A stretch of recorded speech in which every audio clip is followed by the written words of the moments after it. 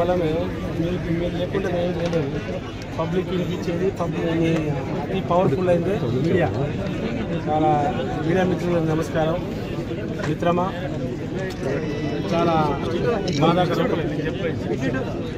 ఏంటంటే ఇలాంటి సిచ్యువేషన్లో మేము గ్రామాలు తిరగడం, భద్రాద్రి కొత్తగూడెం జిల్లా కొన్ని గ్రామాలు మండలాలు, ఈ సీతంగూడెం సీతాయగూడెం చెరువు అని ఇక్కడ అనేక మండలం ఇలాంటి చాలా ఏరియాలు తిరగాలని ఇలా భద్రాద్రి కొత్తగూడెం జిల్లా కొన్ని ఇక్కడ చాలా కంప్లైంట్లు వచ్చినాయి. ఎస్టీ కమిషన్కి, దేశీయ ఎస్టీ కమిషన్కి కంప్లైంట్ రావడం, ఆ కంప్లైంట్ పట్టుకొని అని ఇక్కడ కొన్ని ప్రోగ్రామ్స్ కూడా గవర్నమెంట్ ప్రోగ్రామ్స్ ఇక్కడ ఉన్న అధికారులను కూడా తెలుసుకోవడం జరిగింది.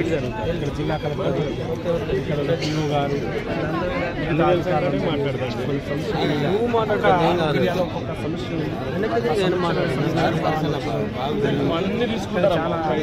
అన్ని తీసుకొని పోతారు. ఉదాహరణకు చెరువు పరిస్థితి చూశారు. 6 సంవత్సరాలు అయింది అంటున్నారు. 6 సంవత్సరాల నుండి గత ప్రభుత్వం, ఇప్పుడున్న ప్రభుత్వం గిరిజన బిడ్డలకు పట్టించుకునే దాఖలే లేవు. 3000 ఎకరాలు పండుతుందంట 2 పంటలు. కానీ దాదాపు 6 సంవత్సరాల నుండి ఒక్క పంట కూడా వేసుకోలేకపోతున్నాం. మమ్మల్ని ఎవరు పట్టించుకోవట్లేదు సార్ అని చెప్పడం ఇంత సిగ్గుచెట్టు. గతంలో మిషన్ భగీరథ అన్నారు, మిషన్ కాకతీయ అన్నారు, కాళేశ్వరం అన్నారు.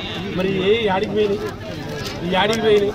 ఇళ్లలో దాచుకొని పావుల్లో పెట్టుకునే పరిస్థితి గతంలో. దానివల్ల అప్పుడ పాలైనాం. మేము జీతాలు ఇవ్వకొని ఇప్పుడు అంటా అయినా మేము ప్రజలకు పనిచేస్తానా అంటారు. మరి వచ్చి సంవత్సరంన్నర అయింది, ఇతను ఏం చేస్తున్నాడు? పెద్ద పెద్ద మాటలు మాట్లాడితే కుదరదు స్వామి. చాలామంది ఇక్కడ ఉన్న నుండి ఇక్కడ గెలిపించినందుకు ఇక్కడ నుండి 3 మంత్రులు ఉన్నారు. మరి ఇక్కడ 3 మంత్రులు ఏం చెప్తారు? నిద్రపోతారా? మీరు గ్రామాలకు పనిచేస్తారా, మన జిల్లాలకు రాష్ట్రాలకు పనిచేస్తారా? మరి దేనికోసం పనిచేస్తారు అని ఇక్కడ గెలిపించిన ఆదివాసీ గిరిజన బిడ్డల వల్లనే మీరు గెలిచినడా? ఇక్కడ ఉన్న ఈ 4 ఉమ్మడి జిల్లాల నుండే మీకు 41 సీట్లు వచ్చి ఇక్కడ అధికారంలోకి వచ్చిరు. అది మీరు మర్చిపోతున్నారు. రాబోయే కాలంలో ఇలాంటి పనులు చేస్తే మళ్ళీ గతంలో జరిగిన వాళ్లకు మీకు చెంపపెట్టి అవుతుంది. ఇది మీరు కొంచెం ఊహించుకోవాలి. అయితే ఏదైనా బాధాకరమైన విషయం ఏంటంటే ఆదివాసీ బిడ్డలని పట్టించుకునే దాఖలు లేవు. ఆదివాసీ హక్కులు కాపాడే దిక్కే లేదు. వాళ్ళు అనేక మార్లు ఇది బ్యాంకర్కి పోతే బ్యాంక్ లోన్ ఇవ్వకపోవడం, గవర్నమెంట్ అడిగితే ఇల్లు ఇవ్వకపోవడం, చెరువులు తెగితే 6 సంవత్సరాలు చూడకపోవడం, అని నీళ్లు లేకపోవడం, కనీస అవసరాలు తీర్చలేని దౌర్భాగ్యంలో వీళ్ళు ఉండడం. మరి దేనికోసం ఉన్నారో మాకు చూడాలి. దాని మీద మాకు చాలా కంప్లైంట్లు మా కమిషన్కి రావడం ఉన్నాయి. ఈ కమిషన్కి మొత్తం కంప్లైంట్లు తీసుకున్నాం. ఇక నేను కమిషన్ కంప్లైంట్ వీళ్ళకి నోటీసుల ద్వారా వీళ్ళకి సామాన్లు జారీ చేస్తాం. వీళ్ళు కనుక పని చేయలేకపోతే ఇక్కడ ఉన్న అధికారులకు వారెంట్లు కూడా వస్తాయి. కాబట్టి మీరు కొంచెం అధికారులు ఏం చేయగలుగుతారు? ఇక్కడ ఉన్న రాజకీయ నాయకులు చేయాల్సిన పనులు దీన్ని పట్టించుకుంటే వాళ్ళు ఇస్తారు. వాళ్ళకి బడ్జెట్ ఇవ్వకపోతే ఏం చేస్తాం? కాబట్టి ఇవన్నీ చూడాలి.